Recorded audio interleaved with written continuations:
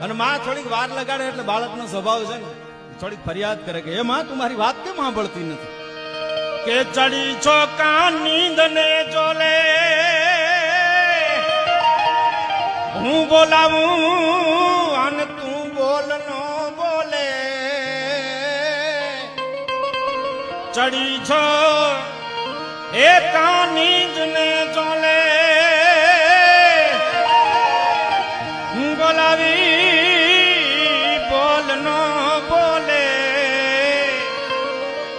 એ ખપરાળી તારી આંખ તો બોલે ખપરાળી હવે આંખ તો ગોલે રે તને બાળ બોલાય